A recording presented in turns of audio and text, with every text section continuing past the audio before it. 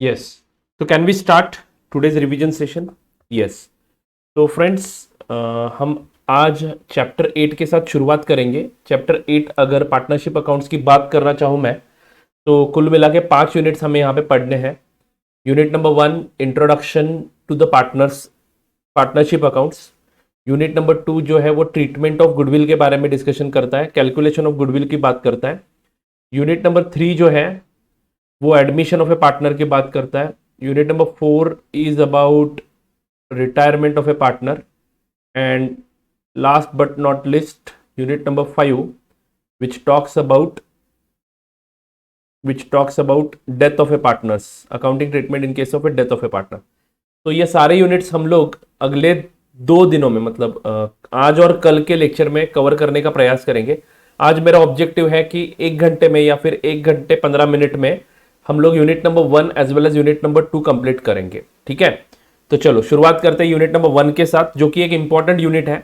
अगर partnership accounts पे देखा जाए, बच्चों ध्यान से सुनो, अगर पार्टनरशिप अकाउंट्स में देखा जाए तो यूनिट नंबर 1 2 के ऊपर मेजोरिटी क्वेश्चन नहीं आता है। 3 नहीं तो 4 नहीं तो 5 पे क्वेश्चन आता है। मोस्टली 4 नहीं तो 5 पे क्वेश्चन आता है। कभी कभार एडमिशन पे क्वेश्चन आने के चांसेस ज्यादा है। ठीक है, तो हमें 3 4 5 फोकस करना है, 3 4 5 पे ही फोकस करना है। बट अगर आप यूनिट नंबर 1 एंड 2 बिना किए आप 3 4 5 करने जाओगे तो आप दिक्कत में आओगे, क्योंकि बहुत सारे प्रोविजंस जो हमें एडमिशन में, रिटायरमेंट में एंड डेथ में यूज करने हैं वो हम यूनिट नंबर 1 एंड 2 में ही सीखने वाले हैं। That's why this unit number 1 and 2 must be revise before going to 3 4 and 5। I hope this is clear. ठीक है, अगर मार्किंग वेटेज देखा जाए तो 10 से 15 मार्क का वेटेज है और यूनिट नंबर 3 4 नहीं तो 5 इन 3 में से किसी एक टॉपिक पे क्वेश्चन जरूर आएगा 10 से 15 मार्क के लिए।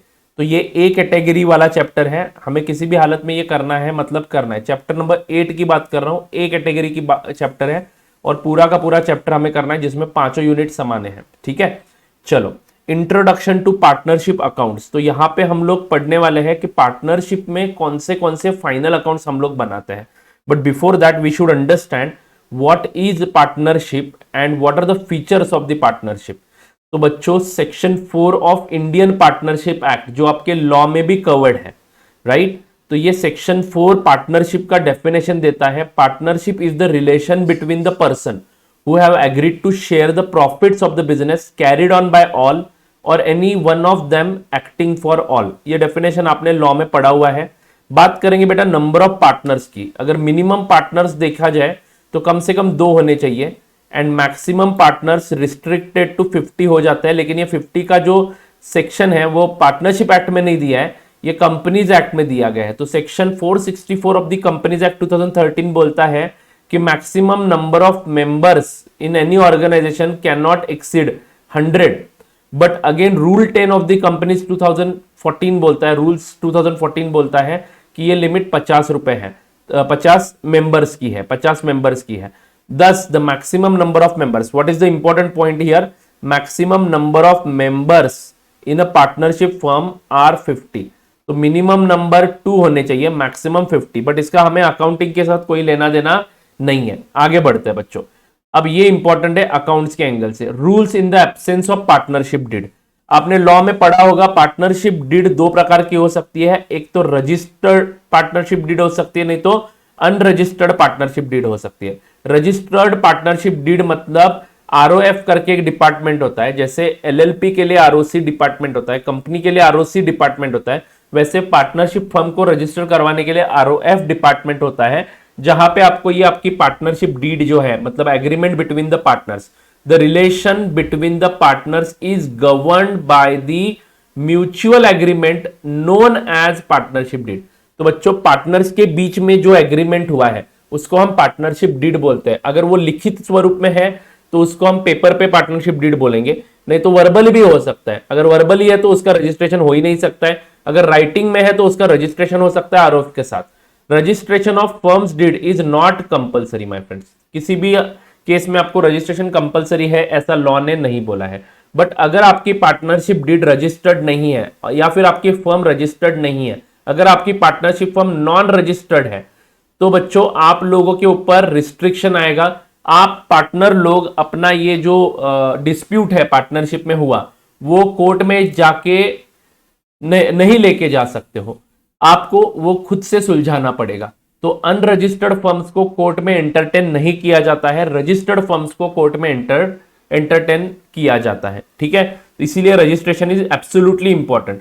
बट बच्चों मान लो हमने ओरली पार्टनरशिप किया है एंड हमारे पास कोई डीड नहीं है, हमारे पास कोई डीड नहीं है, तो पार्टनरशिप लॉ के हिसाब से, पार्टनरशिप एक्ट के हिसाब से रूल्स क्या होता है, तो rules in the absence of partnership deed. अगर पार्टनरशिप डीड में एक आध क्लॉज लिखना रह भी गया तो भी ये रूल्स पार्टनरशिप एक्ट के एप्लीकेबल हो जाएंगे। यानी सारे प्रोविजंस हमें पार्टनरशिप एक्ट के लगाने हैं अगर पार्टनरशिप डीड उन पॉइंट्स पे साइलेंट है तो।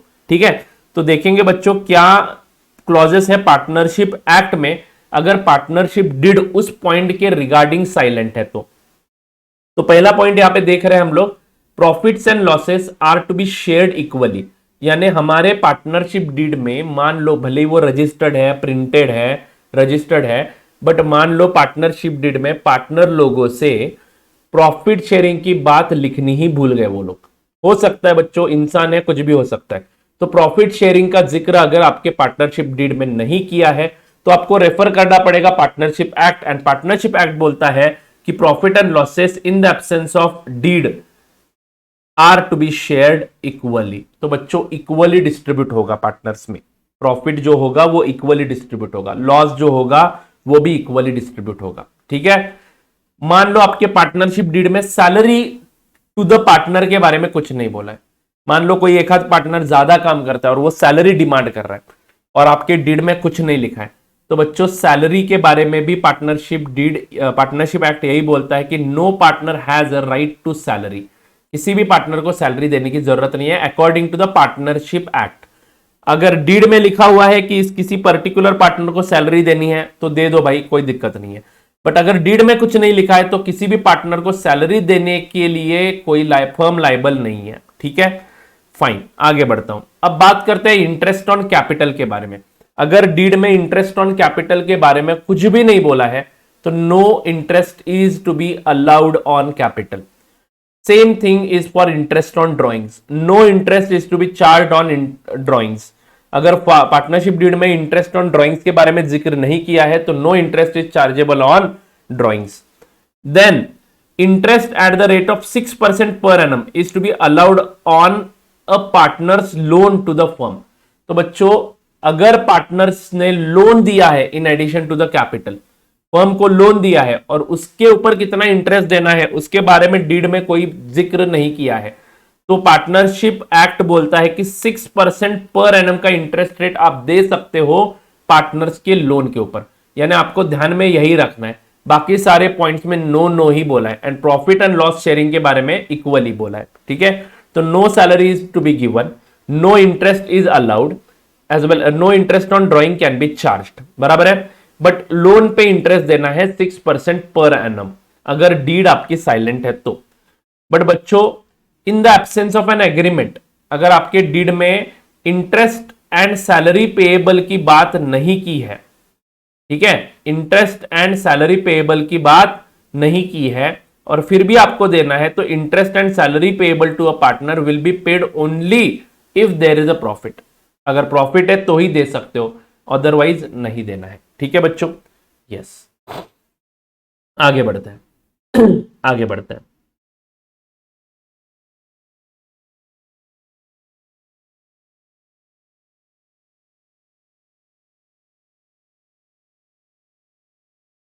एक एग्जाम्पल मैंने यहां पे रखा है जानबूझ के, सो दैट आप इसको समझ पाओ।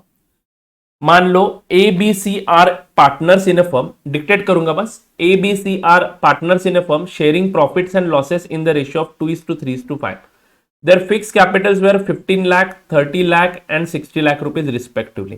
For the year 2019, interest on capital was credited to them at 12% instead of 10%. तो बच्चों इंटरेस्ट ऑन कैपिटल कैसे दिया है?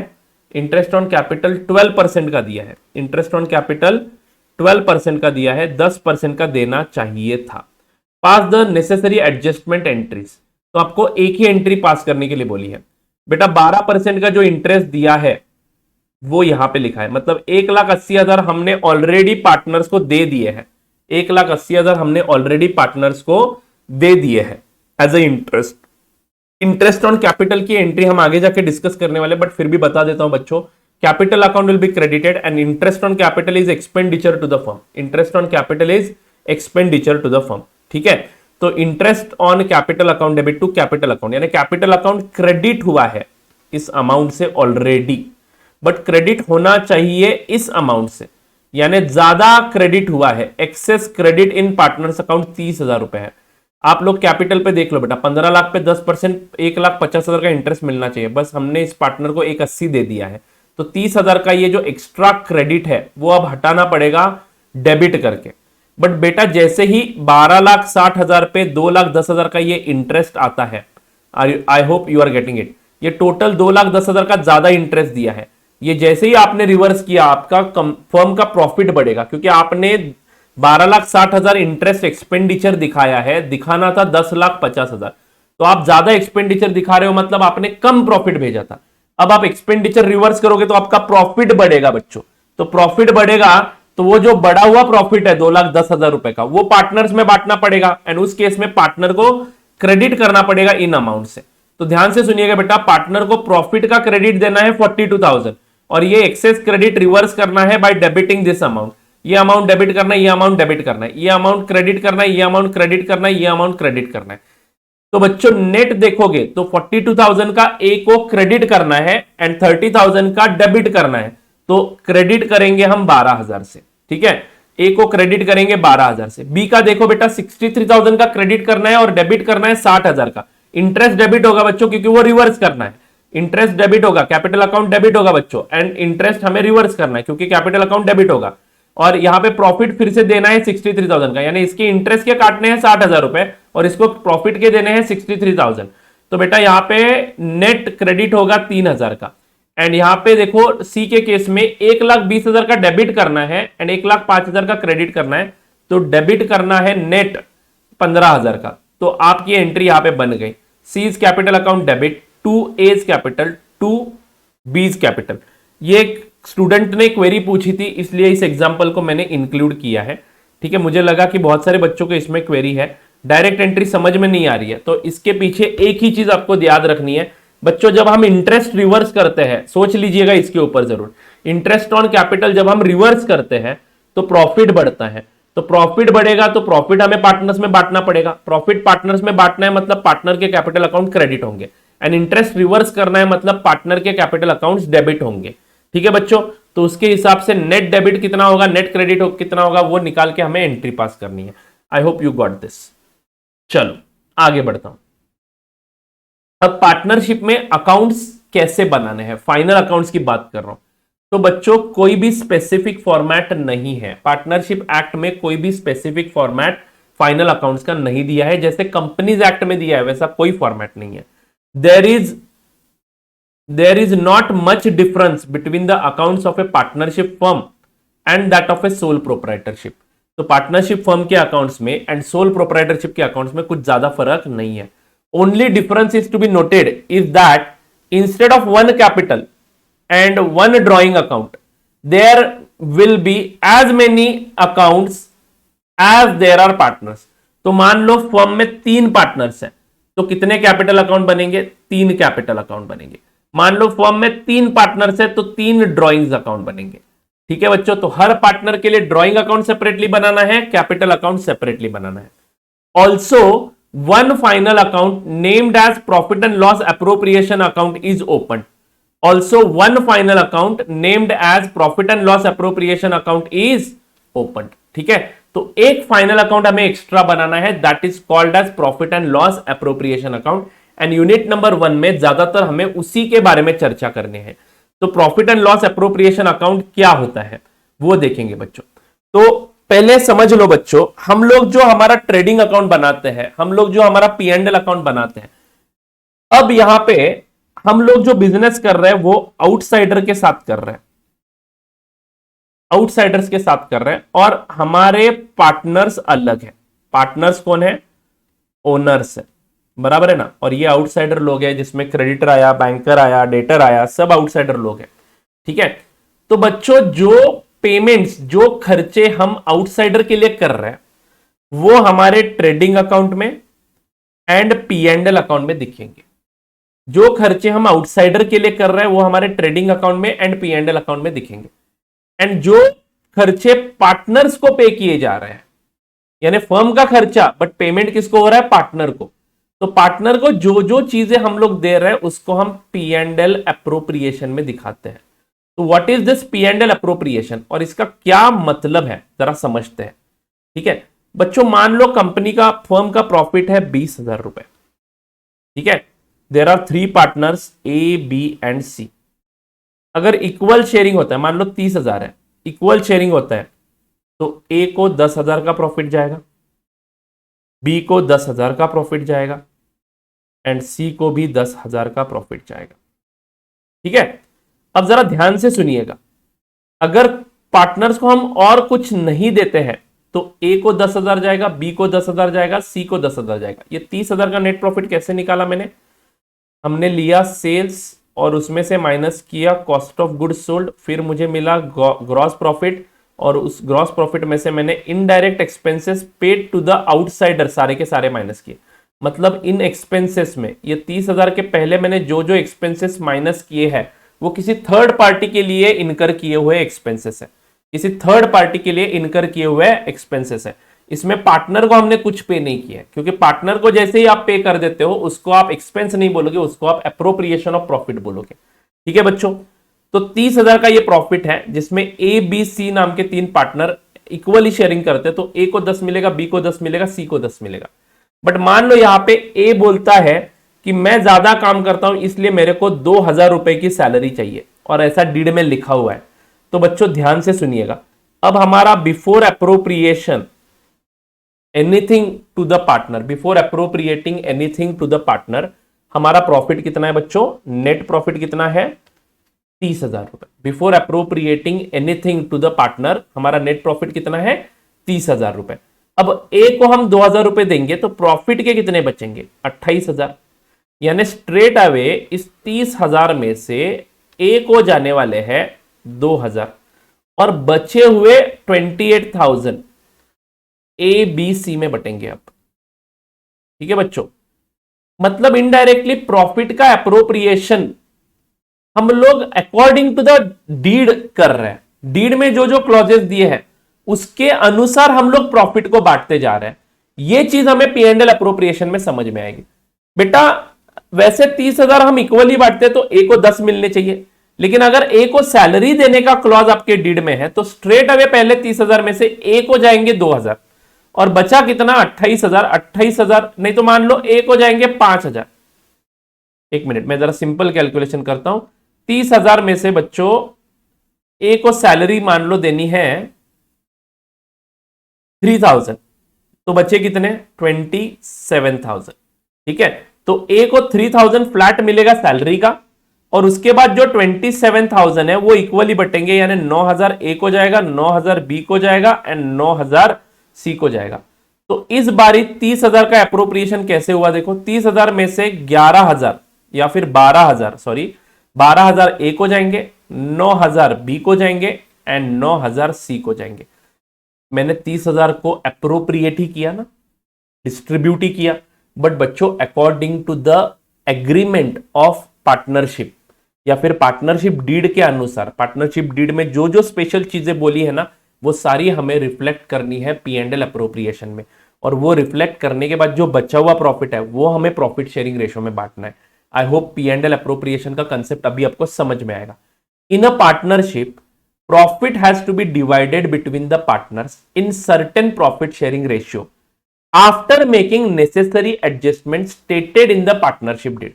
बेटा ये प्रॉफिट शेयरिंग रेशियो कब अप्लाई करना है, बाकी के सारे कंडीशन सेटिस्फाई करने के बाद। बाकी के सारे कंडीशन मतलब कौन से कंडीशंस की बात कर रहा हूं मैं, salary given to the partner, then interest on capital, then interest on drawing, वो सारे कंडीशन जो ऊपर देखे ना 5 पॉइंट हमने, वो सारे याद रखने के बाद जो बचा हुआ प्रॉफिट है वो प्रॉफिट शेयरिंग रेशियो में बटेगा। ठीक है, such as interest on capital, drawings, loans, salaries, commission to the partner, ये सारे एडजस्टमेंट करो, उसके बाद बचा हुआ प्रॉफिट पार्टनर्स में बांटो।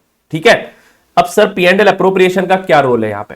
तो ये सेपरेट अकाउंट में दिखाने वाले, ये पार्टनर को जो जो अमाउंट देंगे ना वो सारे P and L appropriation account में दिखाएंगे। Accordingly an additional account is prepared and the net profit is transferred, यानी ऊपर का जो नेट प्रॉफिट है पी एंड एल, उसमें कोई भी पार्टनर का पेमेंट मत दिखाओ। पार्टनर के सारे लाइबिलिटीज, पार्टनर के रिलेटेड सारे खर्चे एज वेल एज इनकम हम लोग पी एंड एल अप्रोप्रिएशन में दिखाएंगे। पार्टनर को जो जो अमाउंट आप दे रहे हो, जो फर्म का खर्चा है, वो हम लोग पार्टनर को P and L appropriation account में दिखाएंगे। ठीक है बच्चों।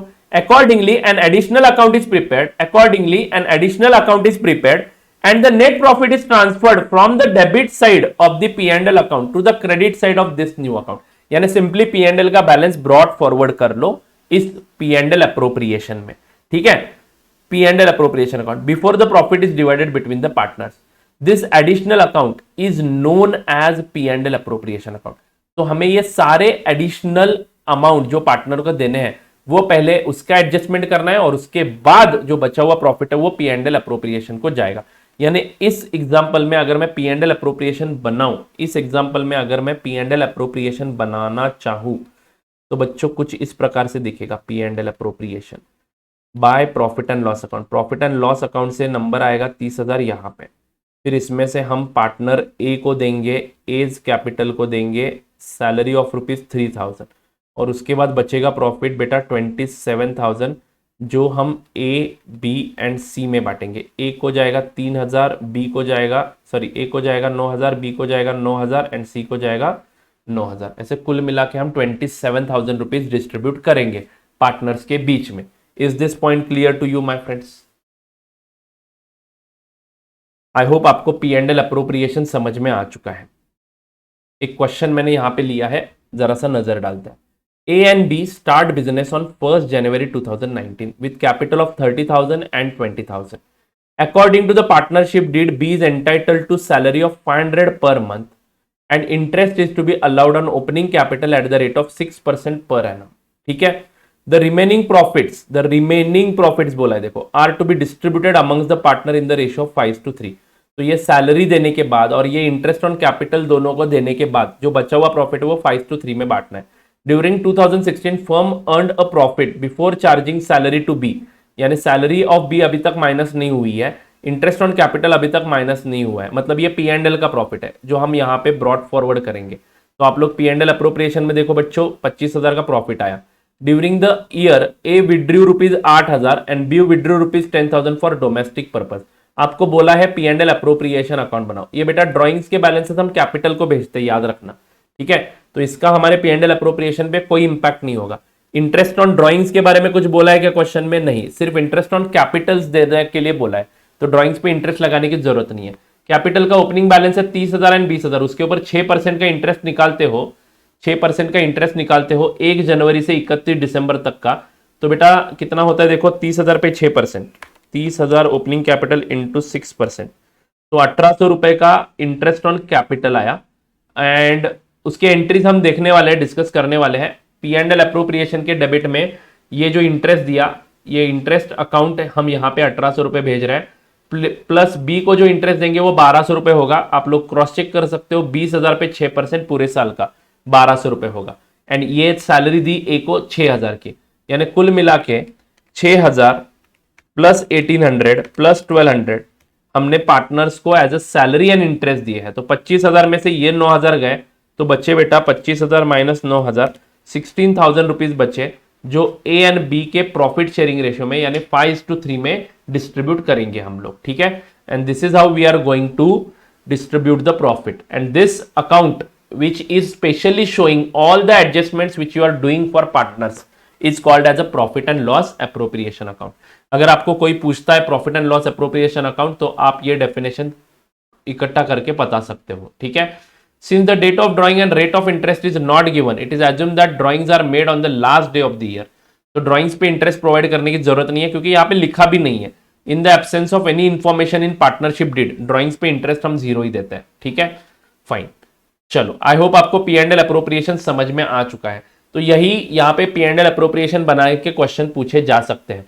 कभी कभार इंस्टीट्यूट बच्चों क्वेश्चन नंबर 6 में 4 क्वेश्चन पूछता है ABCD करके, तो उसमें एक आध क्वेश्चन ऐसा आ सकता है पी एंड एल अप्रोप्रिएशन बनाने का। ठीक है, चलो आगे बढ़ते हैं, फिक्स्ड एंड फ्लक्चुएटिंग कैपिटल। आगे बढ़ते हैं, फिक्स्ड एंड फ्लक्चुएटिंग कैपिटल। ठीक है, तो in fixed capital method, capital accounts of partners are kept fixed at fixed amount, यानी जो कंट्रीब्यूशन एज अ कैपिटल किया है वही उस अकाउंट में रिफ्लेक्ट होता है। बाकी कोई भी एडजस्टमेंट हम कैपिटल के माध्यम से नहीं करते हैं, हम लोग उसके लिए सेपरेट अकाउंट्स बनाते हैं, जिसको हम लोग क्या बोलते हैं बच्चों, करंट अकाउंट्स बोलते हैं। तो करंट अकाउंट के माध्यम से हम लोग बाकी सारे एडजस्टमेंट करते हैं। But in fluctuating capital method all the adjustments are done from capital account only. All the adjustment मतलब कौन से एडजस्टमेंट सर प्रॉफिट ट्रांसफर करने का एडजस्टमेंट, देन लॉस ट्रांसफर करने का एडजस्टमेंट, रीवैल्यूएशन के एडजस्टमेंट, रिजर्व्स बांटने के एडजस्टमेंट, गुडविल का एडजस्टमेंट, सारे एडजस्टमेंट हम लोग फ्लक्चुएटिंग कैपिटल मेथड में कैपिटल अकाउंट से करेंगे। वेराज वही सारे एडजस्टमेंट हम फिक्स कैपिटल मेथड में करंट अकाउंट से करेंगे। इंटरेस्ट ऑन ड्रॉइंग्स सारे एडजस्टमेंट हम फिक्स कैपिटल मेथड में कैपिटल अकाउंट से करेंगे, सॉरी करंट अकाउंट से करेंगे, एंड फ्लक्चुएटिंग कैपिटल मेथड में कैपिटल अकाउंट से करेंगे। आई होप आपको फिक्स कैपिटल क्या होता है एंड फ्लक्चुएटिंग कैपिटल क्या होता है पता चला है। ठीक है, आगे बढ़ता हूं। अब इंटरेस्ट ऑन कैपिटल की बात करते हैं। क्या पार्टनरशिप फर्म पार्टनर को इंटरेस्ट ऑन कैपिटल दे सकती है? ऊपर हमने पढ़ा था, हां जी दे सकती है, अगर पार्टनरशिप डीड में प्रोवाइड किया है तो। ठीक है, पार्टनरशिप डीड में प्रोवाइड किया है तो। अगर पार्टनरशिप डीड में प्रोवाइड नहीं किया है तो no interest on capital is to be allowed. Partner is not entitled to interest on his capital as a matter of right. ठीक है, if there is an agreement then only partner would receive the interest on his capital paid at the agreed rates only out of profit. Profit है तो ही interest पे करना है। ठीक है बच्चों, fine. Sir interest on capital पे जब करेंगे तब जर्नल एंट्री क्या होगी? जिनको जर्नल एंट्री याद नहीं आ रही है वो जरा समझ लो बच्चों। इंटरेस्ट ऑन कैपिटल फर्म, आप फर्म का अकाउंटिंग कर रहे हो। आप किसका अकाउंटिंग कर रहे हो? आप फर्म का अकाउंटिंग कर रहे हो। तो फर्म के एंगल से interest on capital is a expenditure my friends. Firm के एंगल से interest on capital is a expenditure. Interest on capital is a expenditure, that's why firm will debit it. तो बच्चों firm interest on capital debit करेगा, interest on capital debit करेगा, बराबर है। But वो interest हमें कंपलसरीली, भले ही आप वो चेक से पे कर रहे हो या फिर कैश से पे कर रहे हो, वो हमेशा हमें कैपिटल अकाउंट से ही रूट करना है। या फिर फिक्स कैपिटल मेथड यूज कर रहे हो तो करंट अकाउंट से रूट करना है। फिक्स कैपिटल मेथड यूज कर रहे हो तो करंट अकाउंट से रूट करो, अगर फ्लक्चुएटिंग कैपिटल मेथड यूज कर रहे हो तो कैपिटल अकाउंट से रूट करो। बट हमें compulsorily interest as well as anything which you pay to the partner will be routed through capital account. You have to keep this thing in your mind my friends. आपको हर चीज partner के capital के through ही route करनी है, even if you are paying it in a cash. अगर बच्चों में इंटरेस्ट पे कर रहा हूं तो interest account debit to cash account भी एंट्री कर सकता हूं, बट हम ऐसा नहीं करेंगे। हम पार्टनर्स के कैपिटल को बीच में डालेंगे, हम पार्टनर्स के करंट अकाउंट को बीच में डालेंगे। बोलो बच्चों, interest on capital account debit होगा एंड मान लो मैंने डायरेक्टली टू बैंक लिखा, तो बच्चों मुझे पता ही नहीं चलेगा ना कि ये कौन से पार्टनर को पे किया है, क्योंकि तीन पार्टनर्स है। तो कैपिटल अकाउंट को हमेशा बीच में डालना है। तो हम एंट्री करेंगे interest on capital account debit to capital account and later on capital account debit to bank account. Shortcut entry देखोगे तो interest on capital to bank account ही होता है, बट बच्चों हमें एंट्री ऐसे ही करनी है, interest on capital to capital and later on payment हुआ तो कैपिटल टू बैंक। क्लियर है क्या बच्चों? मोस्टली इंटरेस्ट ऑन कैपिटल का अकाउंटिंग हम लोग पेमेंट इमीडिएटली नहीं करते, उसको एक साथ पार्टनर जैसे विड्रॉ करता है वैसे उसको कम करते हैं। ठीक है, हम कैपिटल अकाउंट को इंटरेस्ट ट्रांसफर करेंगे अगर फ्लक्चुएटिंग कैपिटल मेथड यूज हो रहा है तो, एंड अगर फिक्स कैपिटल मेथड हो रहा है तो पार्टनर्स करंट अकाउंट को इंटरेस्ट डाल देना। तो बच्चों इंटरेस्ट ऑन कैपिटल की एंट्री क्या बनी? Interest on capital account debit to partners current account और partners capital account. Interest on capital account debit to partners current account और पार्टनर्स कैपिटल अकाउंट। बच्चों ये जो इंटरेस्ट ऑन कैपिटल को debit balance आया, ये हम आखिर में कहां पे ट्रांसफर करते हैं? फाइनल अकाउंट्स बनाते समय P&L अप्रोप्रिएशन अकाउंट, उसके लिए हमने सेपरेट बनाया। जो खर्चे आप पार्टनर के लिए कर रहे हैं, जैसे कि ये interest on capital will be always transfer to P&L appropriation account. तो पार्टनर को जो कुछ भी दे रहे हो उसको हमेशा P&L अप्रोप्रिएशन अकाउंट को भेजना मत भूलिएगा। तो अगली एंट्री होगी प्रॉफिट ईयर एंड को profit and loss appropriation account debit to interest on capital. तो इन दोनों को कंबाइन करके देखते हो तो मेजॉरिटी टाइम्स P&L अप्रोप्रिएशन के डेबिट में टू पार्टनर्स कैपिटल अकाउंट लिखा होता है, बट बच्चों इंस्टीट्यूट ने 2 एंट्रीज पास किए होते हैं तब जाके हमें ऐसा प्रेजेंटेशन मिलता है, P&L appropriation account debit to partners capital account. ठीक है, partners current account. Actually P&L appropriation account debit to interest on capital लिखना जरूरी है और उसको अंडरलाइन करके ए को इतना दिया, बी को इतना दिया, सी को इतना दिया, ऐसे लिखा करो। ठीक है, नाउ आगे बढ़ते हैं। आपको जर्नल एंट्री समझ में आ चुकी है। ठीक है, interest on capital is calculated for the relevant period for which amount of capital has been used in the business. तो बच्चों मान लो कोई एक पार्टनर है एक नाम का, ठीक है, उसने 1 अप्रैल 2021 को यानी पहला दिन, उस दिन 1 लाख रुपए इंट्रोड्यूस किए और मान लो 30 सितंबर या फिर 1 अक्टूबर को, 1 अक्टूबर 2021 को उसने और 2 लाख रुपए इंट्रोड्यूस किए। तो इंटरेस्ट निकालते समय अब हम इंटरेस्ट प्रोवाइड कर रहे हैं बच्चों 31 मार्च 2022 के दिन। तो ये जो पहला अमाउंट है लाख रुपए का वो 1 साल के लिए आउटस्टैंडिंग है, तो 1 साल का इंटरेस्ट लगेगा। लेकिन ये जो दूसरा अमाउंट है आउटस्टैंडिंग वो 6 महीने के लिए आउटस्टैंडिंग है, तो यहां पे 6 महीने का इंटरेस्ट निकलेगा। तो प्रोपोर्शनेट इंटरेस्ट कैलकुलेट करना मत भूलिएगा। ठीक है, तो interest on capital is calculated for the relevant period. तो 6 महीने का है तो 6 महीने का ही लगाओ, 1 साल का है तो 1 साल का लगाओ। ठीक है, for which business has used the capital. In case of fixed capital accounts, interest is always calculated on the balance of capital accounts only. ठीक है, no interest is payable or chargeable on the balance of current account. बच्चों current account के balance पे कोई भी interest देने की जरूरत नहीं है अगर आपका क्वेश्चन साइलेंट है तो। अगर आपके क्वेश्चन में बोला है कि करंट अकाउंट पे इंटरेस्ट दो तो दे देना है, हमें उसके साथ आर्ग्यूमेंट नहीं करनी है, क्योंकि पार्टनरशिप डीड में लिखा है तो हमें वो करना पड़ेगा।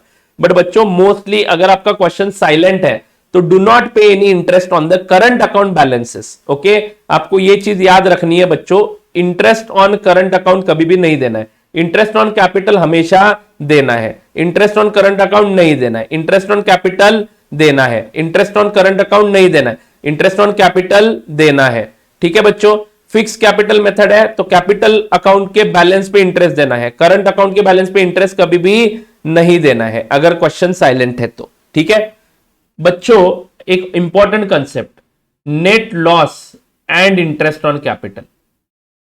ये कंसेप्ट तभी एप्लीकेबल हो जाता है अगर पार्टनरशिप डीड उसके बारे में कुछ नहीं बोलती है तो subject to the contract between the partners, यानी ये एक्सेप्शन है उसको। अगर पार्टनरशिप डीड में कुछ स्पेशल ट्रीटमेंट बोला है तो उसके हिसाब से आप लोग आगे बढ़ो। बट अगर आपका पार्टनरशिप डीड इस चीज के बारे में कुछ नहीं बोलता है तो इंटरेस्ट ऑन कैपिटल के बारे में क्या पार्टनरशिप एक्ट बोलता है वो देखो। Interest on capital is to be provided out of profit only. तो आपको प्रॉफिट है तो ही इंटरेस्ट देना है। पार्टनरशिप डीड में इतना ही बोला है कि इंटरेस्ट ऑन कैपिटल 10% का दे दो, अगर प्रॉफिट है तो देना है, लॉस के केस में क्या करना है इसके बारे में कुछ नहीं बोला है। तो बेटा पार्टनरशिप एक्ट यही बोलता है कि प्रॉफिट के केस में ही इंटरेस्ट ऑन कैपिटल देना है। अगर आपके फर्म को लॉसेस है तो no interest will be given to the partners. Thus in case of a loss no interest is provided, but in case of insufficient profit, insufficient profit वाला situation समझना बहुत ही जरूरी है बच्चों। मान लो फर्म के पास प्रॉफिट है 10,000 रुपए का, दो पार्टनर्स है मान लो ए एंड बी, जिनका प्रॉफिट शेयरिंग रेशियो 1:1 है। ए का कैपिटल है मान लो 1 लाख रुपए एंड बी का कैपिटल है मान लो 50,000 रुपए। ठीक है, एंड अगर आप देखोगे 1.5 लाख पे 10% यानी 15,000 का हमें इंटरेस्ट देना पड़ रहा है, ए को 10,000 एंड बी को 5,000। ठीक है, तो बच्चों हमारे पास तो 10,000 का प्रॉफिट है और हमें इंटरेस्ट देना है 15,000 का, तो हमारे पास 5,000 रुपए कम पड़ रहा है। ऐसे सिचुएशन को इसको इनसफिशिएंट प्रॉफिट बोलते हैं, इसको इनसफिशिएंट प्रॉफिट बोलते हैं। तो बच्चों मैं पढ़ रहा हूं, यहां पे ध्यान देना। But in case of insufficient profit that is net profit less than the amount of interest on capital, the amount of profit is distributed in the ratio of capitals as partner get profit by way of interest on capital only. तो ऐसे situation में आप interest on capital देना ही मत। जो कुछ भी profit बचा हुआ है ना 10,000, वो कैपिटल के रेशियो में बांटो, यानी 1:2 या फिर 2:1 के रेशियो में बांटोगे। तो 10,000 डिवाइडेड बाय 3, 2:1 कैसे निकाला मैंने, 1 lakh is to 50,000, 1 lakh is to 50,000। तो बेटा 2:1 ही हुआ ना। हाँ, तो कैपिटल के रेशियो में ये जो प्रॉफिट अवेलेबल है वही बांटना है। अगर आपका प्रॉफिट इनसफिशिएंट है, अगर आप प्रॉफिट में से इंटरेस्ट नहीं दे पा रहे हो, तो आपके पास जितना प्रॉफिट अवेलेबल है वो कैपिटल के रेशियो में बांट दो, बात खत्म हो जाएगी। तो बेटा ए को मिलेगा कितना, 1,00,000 डिवाइडेड बाय 3 इंटू 2, ए को मिलेगा 6,666 एंड बी को मिलेगा 3,333 रुपीज। ठीक है, और इसी को हम इंटरेस्ट ऑन कैपिटल ही बोलेंगे।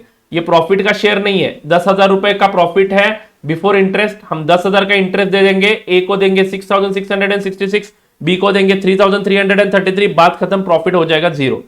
क्लियर है क्या बच्चों? क्या आपने ये कंसेप्ट रिवाइज किया था इसके पहले? अगर नहीं किया है तो बच्चों याद रखना, एक हाथ 5 मार्क का क्वेश्चन आने के चांसेस है, तो this question is very very important, ये आपको रिवाइज करना है। इन केस ऑफ इनसफिशिएंट प्रॉफिट, कैसे प्रॉफिट को बांटना है? सिंपल है बच्चों, इनसफिशिएंट प्रॉफिट के केस में अगर आप इंटरेस्ट ऑन कैपिटल प्रोवाइड नहीं कर पा रहे हो तो जो प्रॉफिट आपके पास अवेलेबल है वो पूरा का पूरा कैपिटल रेशियो में बांट दो, आपका काम बन जाएगा।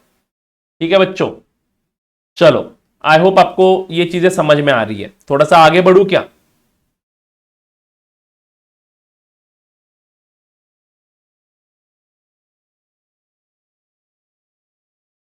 I am waiting for your answers. थोड़ा सा आगे बढ़ू क्या?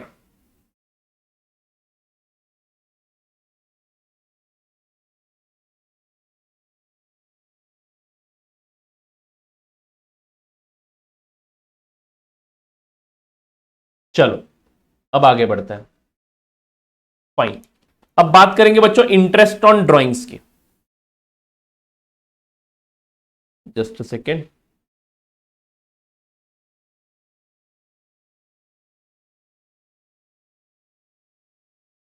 अब बात करेंगे इंटरेस्ट ऑन ड्राइंग्स की। ठीक है, interest on drawings, interest on capital तो समझ में आ चुका है। तो कैपिटल के बारे में क्या क्या पॉइंट ध्यान में रखने हैं आपको?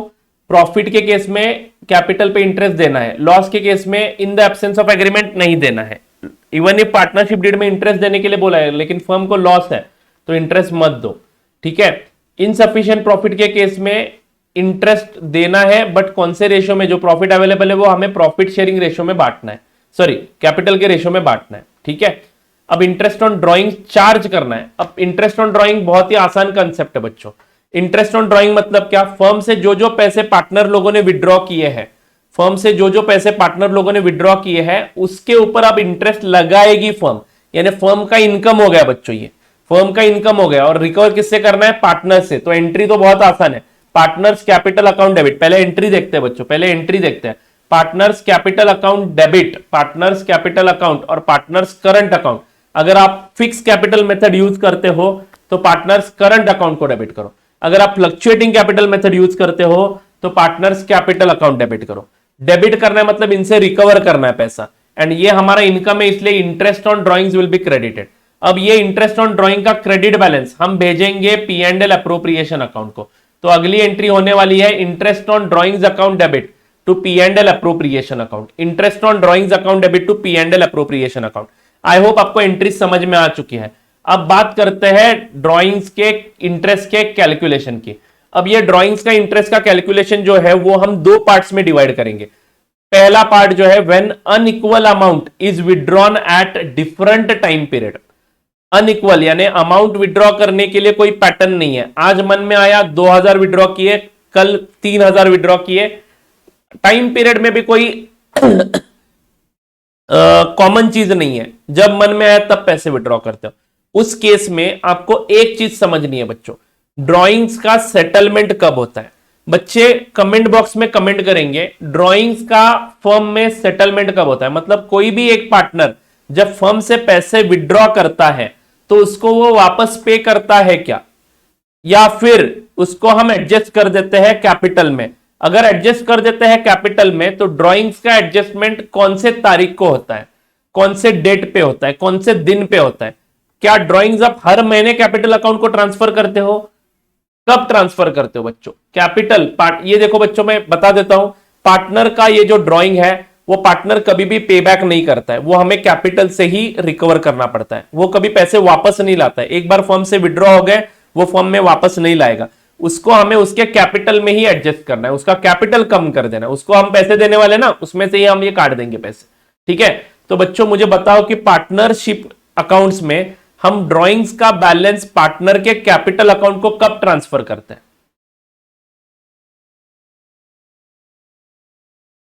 ये समझ में आना चाहिए। इंटरेस्ट ऑन ड्राइंग जिन लोगों को डिफिकल्ट लगता है उनको ये समझ में आना चाहिए। हम पार्टनरशिप अकाउंट्स में पार्टनर के कैपिटल को एडजस्ट कब करते हैं, ड्राइंग्स के अमाउंट 31 मार्च को, या फिर आप बोल सकते हो बिल्कुल सही है, at the end of the accounting year. Accounting year अगर 31 दिसंबर है तो 31 दिसंबर को, अकाउंटिंग ईयर अगर 31 मार्च है तो 31 मार्च को हम एडजस्टमेंट करते हैं। बराबर है क्या बच्चों? अब जरा ध्यान से सुनिएगा, मतलब इनडायरेक्टली पार्टनर ने जो ड्राइंग का पैसा निकाला है फर्म से वो हम एडजस्ट करेंगे 31 मार्च को, यानी कैपिटल कम होगा 31 मार्च को, कैपिटल पे इंटरेस्ट हम पूरे पीरियड का देंगे। बराबर है ना? 31 मार्च को वो कम हो जाएगा, यानी 31 मार्च तक कैपिटल का बैलेंस जितना दिख रहा है उस पर हम इंटरेस्ट दे चुके हैं। अब हम इसके ऊपर भी 31 मार्च तक का इंटरेस्ट लेंगे।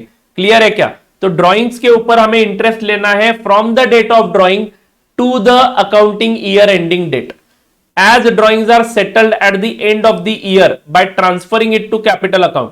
Interest is calculated for the period from the date of drawing, very very important, from the date of drawing to the accounting year end. ठीक है, तो वो पीरियड का इंटरेस्ट कैलकुलेट करो। इसके लिए आप प्रोडक्ट मेथड यूज कर सकते हो, नहीं तो आप लोग पीरियड के हिसाब से इंटरेस्ट कैलकुलेट कर सकते हो। ठीक है, प्रोडक्ट मेथड यूज करो, नहीं तो डायरेक्ट इंटरेस्ट कैलकुलेशन करो। प्रोडक्ट मेथड यूज करो, नहीं तो डायरेक्ट इंटरेस्ट कैलकुलेशन कर दो, आपके ऊपर आधारित है। तो यहां पे एक एग्जांपल दिया बच्चों, एक पार्टनर एक्स है जिसने 29 फरवरी को 500 रुपए विड्रॉ किए हैं, 31 मार्च को 400 रुपए विड्रॉ किए हैं, 30 जून को 600 रुपए विड्रॉ किए हैं, 31 अक्टूबर को 800 रुपए विड्रॉ किए। तो अगर मैं देखूं तो 29 फरवरी से 31 दिसंबर तक एवरी ईयर को हम अकाउंट्स क्लोज करते हैं 31 दिसंबर को, एंड इंटरेस्ट लगाते हैं 6% का। तो बेटा फरवरी 29 से 31 दिसंबर तक यानी लगभग 10 महीने हो गए, 10 महीने का इंटरेस्ट यहाँ पे चार्ज करना है हमें 500 रुपए पे, फिर 400 रुपए पे हमें 9 मंथ्स का इंटरेस्ट चार्ज करना है, फिर यहाँ पे 6 मंथ्स का एंड यहाँ पे 2 मंथ्स का। ठीक है, कुछ इस प्रकार से इंटरेस्ट कैलकुलेशन होगा एंड टोटल इंटरेस्ट आएगा 69 रुपीज। यहाँ पे आपने इंटरेस्ट कैसे निकाला? आपने 500 इंटू 6% इंटू 10/12 कर दिया बच्चों। यहां पे आपने 400 इंटू 6% इंटू 9/12 कर दिया। तो आपके हर कैलकुलेशन में 6% कॉमन है एंड 12 से डिवाइड करना भी कॉमन है, इसलिए आप प्रोडक्ट मेथड यूज कर सकते हो। Simply what you do, amount and month से मल्टीप्लाई कर दो। तो आप लोग यहां पे देखो 500 को मैंने 10 से मल्टीप्लाई किया, उसका यहां पे प्रोडक्ट लिख दिया। प्रोडक्ट का टोटल लेंगे बच्चों, प्रोडक्ट का टोटल लेंगे और ये जो टोटल आया है 13,800 इंटू 6% एक ही बार करेंगे। बार बार 6% से मल्टीप्लाई करने से अच्छा है कि एक ही बार मल्टीप्लाई कर दो। ठीक है, और यहां पे मंथ्स है इसलिए 1 मंथ का इंटरेस्ट निकालेंगे, तो 1/12 करेंगे। तो बेटा देख लो 13,800 इंटू 6% इंटू 1/12, तो 69 रुपीज इंटरेस्ट आ जाता है। यानी ये जो कॉमन एडजस्टमेंट्स है वो हमने एक बार कर दिए, इसको प्रोडक्ट मेथड बोलते हैं। दोनों मेथड्स आपको एवरेज ड्यू डेट के टॉपिक में as well as account current के टॉपिक में एक्सप्लेन किए गए हैं। ठीक है, आगे बढ़ता हूं बच्चों। ये कब करना है इंटरेस्ट का calculation? From the date of drawing to the accounting year ending date, अगर आपके ड्राइंग में कोई पैटर्न नहीं है तो। लेकिन मान लो कोई पार्टनरशिप फॉर्म्स होते हैं जहां पे ड्राइंग्स फिक्स होता है कि हर महीने के शुरुआत में, बिगिनिंग में 1 तारीख को 10,000 विड्रॉ करेगा हर पार्टनर। तो हर पार्टनर हर महीने के 1 तारीख को 10,000 विड्रॉ करता है। ठीक है, तो उस केस में इंटरेस्ट ऑन ड्राइंग बहुत ही आसान हो जाता है कैलकुलेशन करना अगर पैटर्न है तो। When the fix amount is drawn beginning of every month, at the beginning of every month, दूसरा है at the middle of every month, तीसरा है at the end of every month, यहां पे चौथा है at the beginning of each quarter. Quarterly drawing होता है लेकिन हर क्वार्टर के बिगिनिंग में, क्वार्टर यानी 3 महीने। ठीक है, 3 महीने के, हर 3 महीने के बाद विड्रॉवल होता है लेकिन बिगिनिंग में होता है, 1 तारीख को होता है, या फिर उस क्वार्टर के एंड में हो सकता है, या फिर उस क्वार्टर के मिडल में हो सकता है। तो उस केस में कैसे इंटरेस्ट ऑन ड्राइंग निकालना है? Interest on drawing is equal to total drawings, I repeat total drawings लेने बच्चों। तो आपका हर महीने ड्राइंग होता है तो पूरे साल का ड्राइंग ले लो, पूरे साल का ड्राइंग ले लो, उसके ऊपर 6% का इंटरेस्ट मल्टीप्लाई करो। ठीक है, तो पूरे साल का इंटरेस्ट मिल जाएगा और उसको सिर्फ मल्टीप्लाई करना है मल्टीप्लीकेशन फैक्टर से। अगर आप बिगिनिंग ऑफ एवरी मंथ करते हो तो मल्टीप्लीकेशन फैक्टर हो जाएगा 6.5। ठीक है, मिडल ऑफ एवरी मंथ करते हो तो मल्टीप्लीकेशन फैक्टर हो जाएगा 6 and at the end of every month करते हो तो 5.5। ये चीज आपको ध्यान में रखनी पड़ेगी बच्चों, ये चीज आपको ध्यान में रखनी पड़ेगी। ठीक है, बिगिनिंग ऑफ एवरी क्वार्टर करते हो तो 7.5 से मल्टीप्लाई करना है, मिडल ऑफ एवरी क्वार्टर करते हो तो 6 से मल्टीप्लाई करना है and end of each quarter है तो 4.5/12 से मल्टीप्लाई करना है। ठीक है, तो ये मल्टीप्लीकेशन फैक्टर से मल्टीप्लाई कर दो और आपकी बात बन जाएगी बच्चों। बट अगर आपके क्वेश्चन में सिर्फ सिंगल अमाउंट ऑफ ड्राइंग दिया है और उसके बारे में डेट के बारे में कुछ नहीं बोला है, नथिंग इज मेंशन, तो ऑलवेज एज्यूम दैट कि वो मिडल में कहीं पे किए गए हैं and always calculate interest for 6 months. तो 6/12 से मल्टीप्लाई करके उसको खत्म कर दो, ठीक है। तो ये पॉइंट सबसे ज्यादा इंपॉर्टेंट है, ये हमें यूज करना है by the way question solve करते समय। अगर आपके क्वेश्चन में टोटल अमाउंट ऑफ ड्रॉइंग्स दिया है, मान लो आपके क्वेश्चन में बोला कि A has withdrawn 50,000 rupees in a year, nothing is mentioned about date, तो you have to assume while solving question, you have to assume कि ये एवरेज ड्रॉइंग्स है और इसका इंटरेस्ट निकालते समय 50,000 इंटू 6% इंटू 6/12 करना मैंडेटरी है। Where the date of drawing is not given, ये आपके मॉड्यूल में लिखा हुआ नोट है बच्चों, then interest on drawing is always calculated for 6 months and multiplication factor will be 6/12 on the assumption that money was drawn evenly throughout the year। Question में date mention नहीं है, follow this method my friends. चलो आगे बढ़ते हैं। Interest on drawings कैसे निकालना है बातचीत कर ली, इंटरेस्ट ऑन ड्राइंग की एंट्रीज कैसे करनी है बातचीत कर ली। अब कुछ क्वेश्चंस आपको इस टाइप के भी करने हैं, गारंटीड मिनिमम प्रॉफिट के, ठीक है बच्चों। गारंटीड मिनिमम प्रॉफिट यानी किसी एक पार्टनर को हम गारंटीड प्रॉफिट देने वाले हैं, ठीक है। तो बच्चों पढ़ लेते हैं। Sometimes one partner can enjoy the right to have minimum amount of profit, किसी पार्टनर को हम ये राइट दे सकते हैं कि भाई तू मिनिमम अमाउंट ऑफ प्रॉफिट हमेशा ले ले, अगर फर्म लॉस में भी जाती है तो तुम्हें इतना प्रॉफिट हम लोग देंगे। इसी टर्म पे हमने उसको एज अ पार्टनर एडमिट किया है। मान लो पार्टनर बहुत ही टैलेंटेड है तो ऐसा हो सकता है। If the share of partner who has been granted a minimum profit is more than the amount of guaranteed profit, मान लो 3 पार्टनर्स है ए बी सी एंड ए को मिनिमम प्रॉफिट हमने 15,000 का देने का वादा किया है, ठीक है। मान लो फर्म का प्रॉफिट इक्वल शेयरिंग है, मान लो फर्म का प्रॉफिट होता है 50,000 रुपए या फिर 60,000 रुपए, तो ए को जाएगा 20,000। अगर ए को 20,000 जा रहा है तो मिनिमम तो ऑटोमेटिक मिल ही रहा है ना, तो उस केस में कोई दिक्कत नहीं है, डायरेक्टली 60,000 को अलोकेट करेंगे नॉर्मल वे में।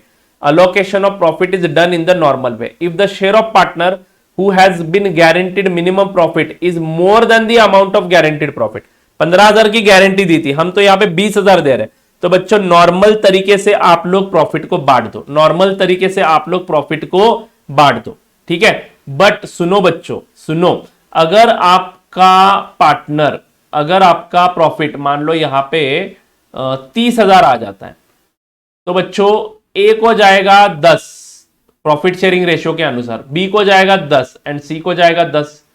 बट ए को तो हमने गारंटी दी है, 5,000 रुपए और देने पड़ेंगे। अब ये 5,000 कौन देगा, दैट इज द क्वेश्चन। ये आपके क्वेश्चन के ऊपर आधारित है, एक तो बी दे सकता है, नहीं तो सी दे सकता है, नहीं तो बी एंड सी दोनों मिलके दे सकते हैं किसी रेशियो में, तो वो आपके क्वेश्चन के ऊपर आधारित है।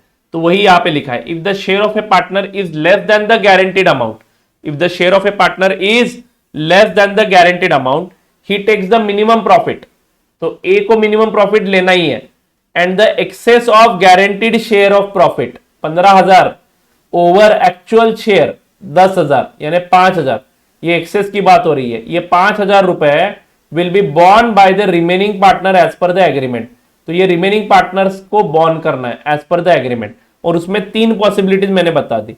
Excess is payable by one of the partner, one of the remaining partner, यानी बी पे कर सकता है अपने शेयर में से, नहीं तो सी पे कर सकता है। या फिर ऐसा हो सकता है excess is payable by at least 2 और all partners in agreed ratio, B and C खुद डिसाइड कर सकते हैं कि इक्वली डिस्ट्रीब्यूट करते हैं 5,000, 2,500 तू दे दे, 2,500 मैं देता हूं। या फिर ऐसे भी हो सकता है कि हमारे प्रॉफिट शेयरिंग रेशियो में ही बांटेंगे ये लॉस, तो ये डिपेंड करता है आपके क्वेश्चन के ऊपर।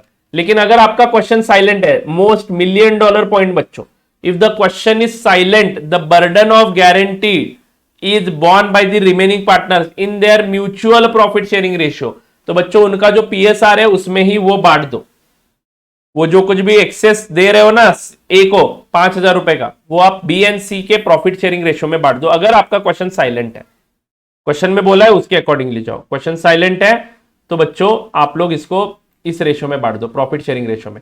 इसके लिए आप क्वेश्चन नंबर 7 रिवाइज करो, आपको सब समझ में आ जाएगा। Question number 7 illustration 8 of ICAI module, ये आपको रिवाइज करना है बच्चों to understand this concept of minimum guaranteed profit. बच्चों 5 मार्क का क्वेश्चन आ सकता है इसके ऊपर, ठीक है। ये आपको हल्के में नहीं लेना है, एक 4-5 क्वेश्चन है इसके ऊपर, वो सॉल्व करो बिकॉज इंपॉर्टेंट है। क्वेश्चन अगर पूछा जाएगा इस चैप्टर में से तो इसके ऊपर पूछने के ज्यादा चांसेस है, ठीक है। तो अगर आपने ये कंसेप्ट नहीं किया तो बिल्कुल करिए, ठीक है, अब आगे बढ़ता है कैपिटल रेशो। ठीक है, अब कैपिटल रेशो कभी कभार लगता है बच्चों प्रॉफिट डिवाइड करने के लिए। अब होता क्या है, कैपिटल अलग अलग दिन कंट्रीब्यूट किया जाता है, तो उस केस में मैं ओपनिंग कैपिटल ले लूं या क्लोजिंग कैपिटल का रेशियो ले लूं। तो आंसर इज ओपनिंग भी नहीं लेना है, क्लोजिंग भी नहीं लेना है, आपको नया कैपिटल का रेशियो निकालना पड़ेगा प्रोडक्ट के हिसाब से। कैसे निकालना है बात करते हैं। पार्टनर्स में agree to share profits and losses in the capital ratio. अगर पार्टनरशिप डीड में लिखा है कि partners will share the profits and losses in capital ratio, तो मैं ओपनिंग लू या क्लोजिंग लू, that is the question. Opening लू या क्लोजिंग लू, that is the question my friends. ठीक है,